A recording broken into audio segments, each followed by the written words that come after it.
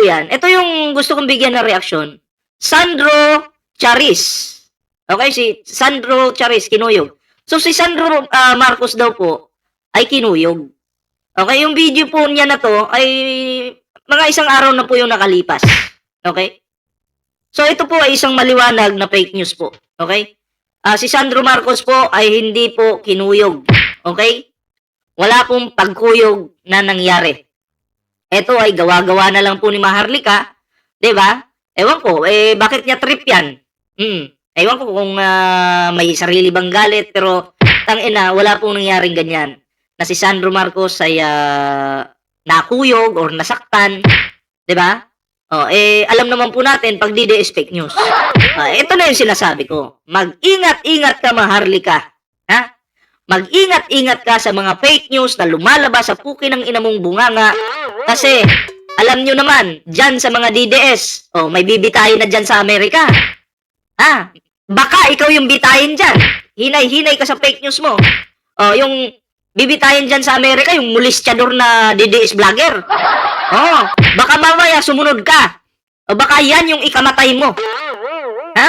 Or di kaya, baka bigla ka magkasakit. Magkasakit ka, mahospital kang, hayop kang, gaga ka. Di ba? So yun. Yun po. Kasi yung karma talaga, delikado yan. Imagine gagawa ka ng kwento sa ibang tao na kinuyog. Putang ina mo. Ha? Wala pong ganun. Baka mamaya, isang araw mabalitaan na lang namin nasa hospital ka na. Naghihingalo. Fake news po. Kayo po ba, tanungin ko, meron po ba kayong nakita sa balita na si Sandro Marcos kinuyog kung saan man? Baka, Marlica, sinasabi ko sa iyo, baka sumunod ka doon sa isang DDS vlogger na nakahanda ng bitayin. Hindi ko alam kung kailan bibitayin yun, pero bibitayin. Mulistyador yun, ha? Mulistyador. Ikaw, fake news ka. Baboy ka talaga, no? Yan po. Concern lang ako sa buhay mo. Kasi, tangina, kahit pangit ka, buhay pa rin yan. Pero, eto po, gusto kong reaksyonan yung kanyang video, no?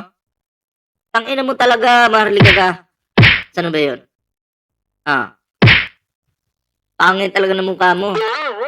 Pangit pa ugali. Pagkamukha kayo ni Busdada. Kanina to. Kasi tungkol sa bullet train. Bullet train? Rocket na gustong i-launch ni Bangag. Okay, fine. Diba, si PBBM may rocket po na gustong i-launch. Para saan po ba yung rocket? Explain ko lang sa pagkakaintindi ko po sa rocket, parang kay Elon Musk yata yun. Parang gano'n na, di ba mabagal yung internet natin sa Pilipinas. So pag may rocket na po, may sariling rocket na po yung Pilipinas, kahit paano po yung mga internet po natin, bibilis-bilis po yan, lalakas. Yun po yung rocket. Ano si Ruben Padilla naman, bullet train. Ito yata yung tinalakay ni Maharlika dito. And then, anong connect doon sa kinuyog si Sandro? Alayo, di ba? Ay, pastilan. Anyway, ayan, nasa mga bagong pasok, huwag kalimutang mag-like, share, subscribe para po maging updated kayo sa mga uploads po natin dyan. Tuloy natin. Pakinggan natin. Kasi nga, malakas ang tinira ni Bangag. Tumira yan ng hindi lang 2 gramo.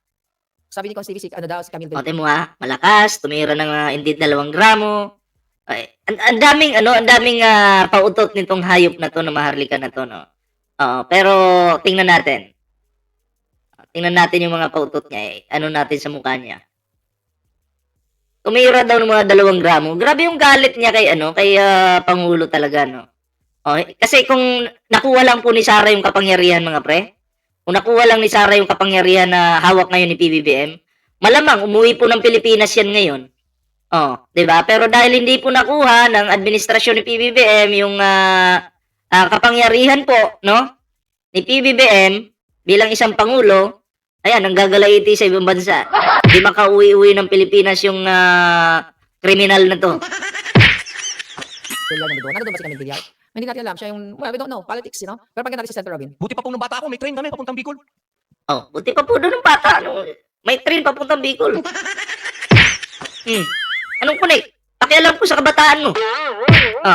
Ngayon po, wala na po kaming pag-asa yatang magkaroon na ng train. Mm. Sapagkat noong araw po, nung panahon po nung nakaraang administrasyon, nagkaroon po ng plano na magkaroon ng train. Ah. Nawala na naman po yan, Ginoong Pangulo. Plano lang. Si Digong hanggang plano lang. Diba? Kukuha lang ng budget, may plano. Magpaplano lang, syempre, ang plano, babudgetan yan. And then, wala na. Hindi pa rin natuloy. Kasi plano lang. At least, yung budget, nabulsa na. Yung plano, bahala kayo dyan. Ay, shoutout po kay, sino to nagbigay ng gift? Si Lucy Rivera. Shoutout po sa'yo, ha. Salamat po sa, ano ba yan? Ano to, parang ano to, no? Stars, ano? Bago yata ito ng YouTube, eh. O yung may mga gift dyan na lumalabas. Di ko napansin. Sa cellphone ko lang nakita. Ay, salamat po, sa gift na, ayan. Kay galing po kay Lucy Rivera. Ano to? Box. Sent loot box. Ano po yun, loot box? Pero maraming salamat po, ha. Alright. Tuloy natin. Siyempre, Sana po, mabigyan natin ng atensyon. ayaw ni Bangag, tuloy ang mga legacy ni PRRD.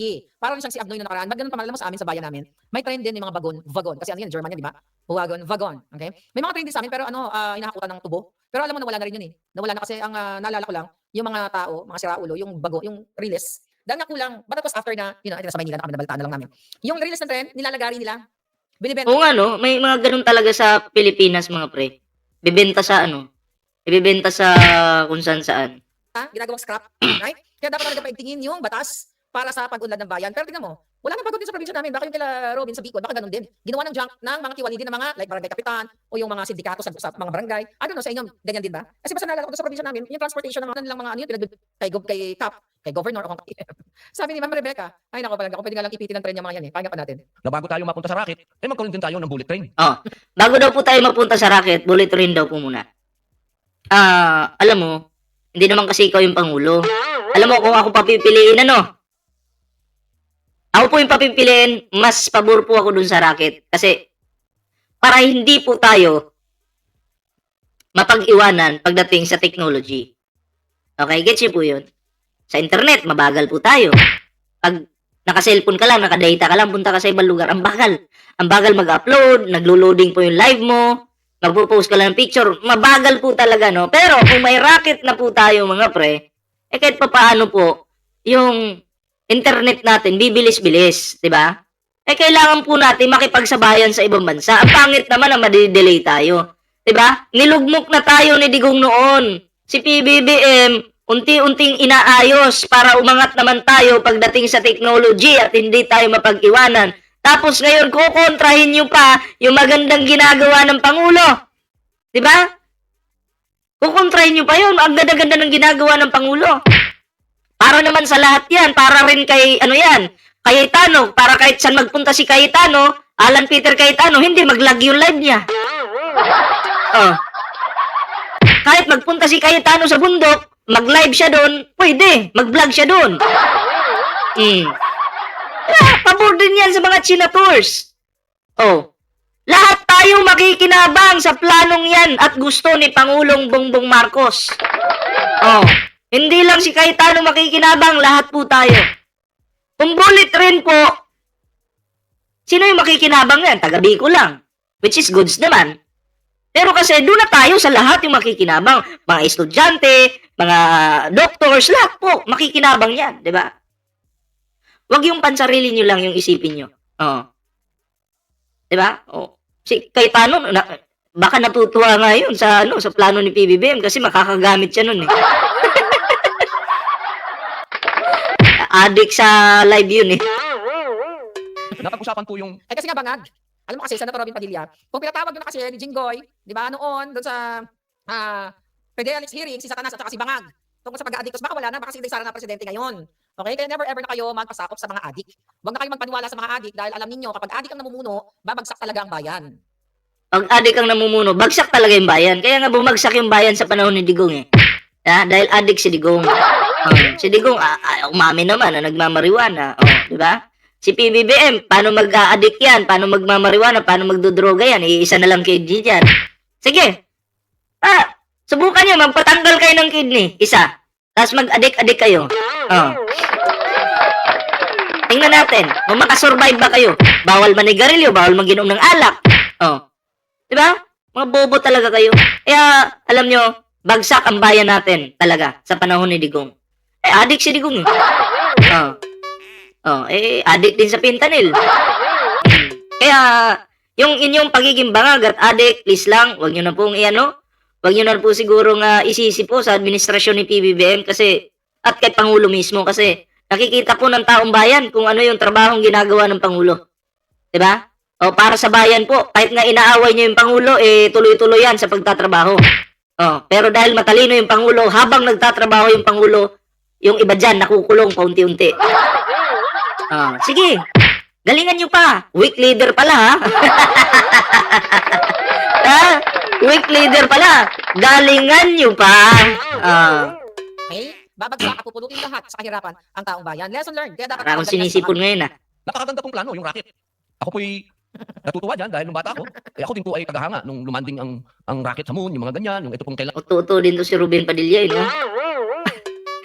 Kung lalaliman nyo po yung bobo talaga si Ruben Padilla. Kung lalaliman nyo po yung investigasyon na may lumanding na rocket sa moon, hindi po totoo yun. Huwag kayo maniwala. NASA. Ayoko nang pag-usapan yan kasi science na yan eh. Anyway, huwag kayo maniwala dyan sa landing sa moon na yan. Tanggalin nyo na sa isipan yan. Nalin lang tayo noon. Matanda na tayo ngayon, alam na natin. Okay. Kaya, yun, huwag kayong papalin lang. Ilan lang, umikot yung Kaya, VMB Rosoy Majo sent 10 jewel. Salamat po, salamat. ano po yan eh. Muli bibigyan ka na. Pangarap yan ng bawat bansa. Pero sana po, ang kahilingan ko lang po, bago po tayo makarating dyan, Kontrasyon na to, no? Adik nga nakatira nga ng 2 kilograms yung bigat ng sounding rocket daw na ilo-launch ng Philippine Space Agency. Na 5 kilometers away lang palang itatakbo. Ay, nako, ambot. maayos muna po yung transportasyon namin sa Bicol. Alam niyo po, Sila na. Ba't di mo na-request kay Digong yan nun? Siya yung presidente nun, ha? Pwede mo namang i-request kay Digong. Tropa mo si Digong nun. Hindi pa magawa ng paraan. Ang bihira naman.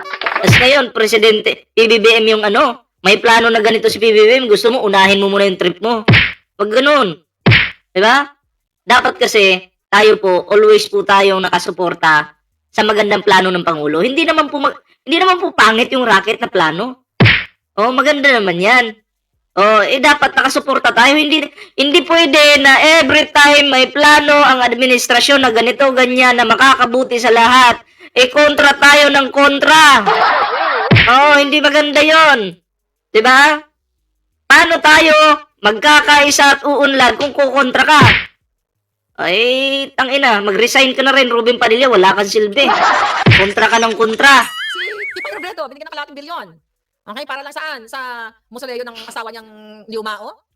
Yan si Kipay Robredo, na dating galit kay Bangag. Ngayon, dila na siya sa Bulini. Bangag, nagagawa nga naman talaga ng pera, no? Si Leni Robredo ba yung tinutukoy niya? Alam mo namang, turuan mo si Leni Robredo na magalit sa administrasyon.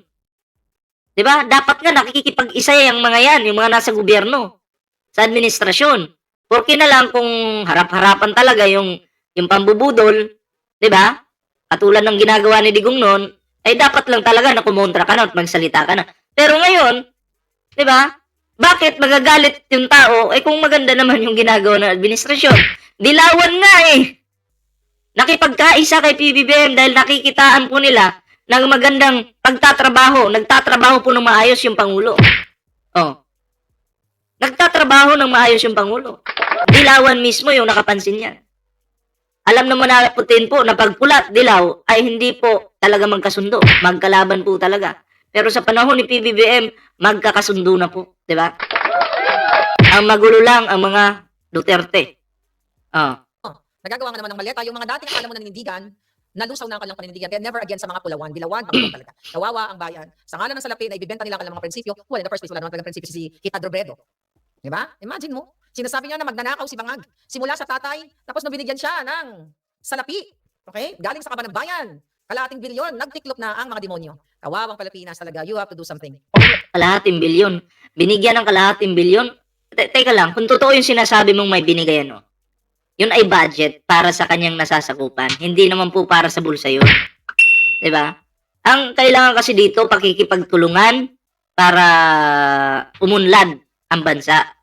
Hindi yung maghihilaan pababa. Tingnan mo si Sara, hinihila niya ng hinihila, si PBBM pababa, pero yung tao nagtatrabaho. Si Sara, baste, ulong, hinihila si PBBM pababa ng pababa. Tapos yung nanghihila pababa, Davao hindi nila maayos. So anong ginawa ng Pangulo? Si Pangulong Bongbong Marcos mismo yung nagpunta sa Davao City para tingnan ang sitwasyon doon at tulungan ng mga Davaoenyo. Imagine, lugar nyo yan, PBBM pa yung nagtungo doon para lang matulungan ang mga Davaoenyo. Oh, ayun, nasan? Ewan ko, lakwat siya. Ya? Naglalakwat siya.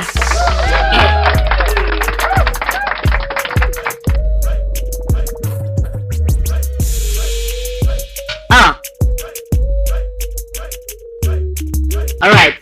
So, kayo po, ano po yung inyong opinion dito? Fake news po ha. Ito po, sasabihin ko sa inyo, no? Ito po, fake news po ito. Fake news po ito ha, na Sandro Kinuyog. Wala pong katotohanan yan.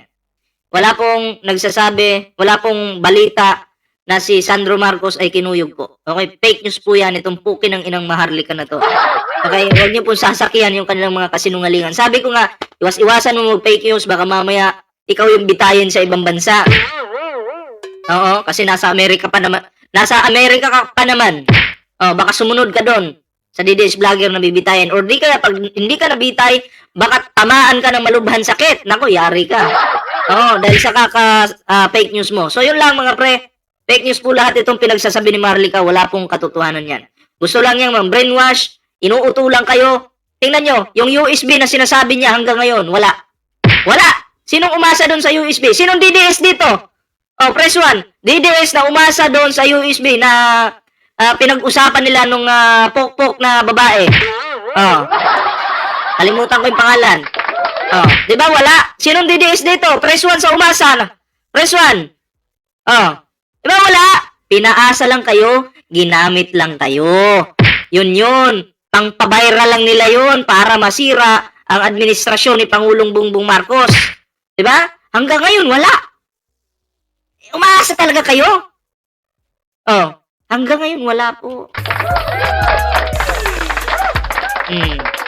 Kaya matuto na kayo. Huwag na kayong magpauto sa mga ganitong klaseng tain ng mga tao. Diba? Sabi ko na, fake news.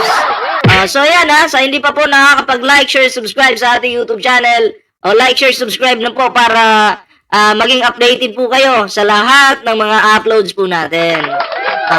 Diba? May TikTok po tayo dyan, kompleto po yan mga pre.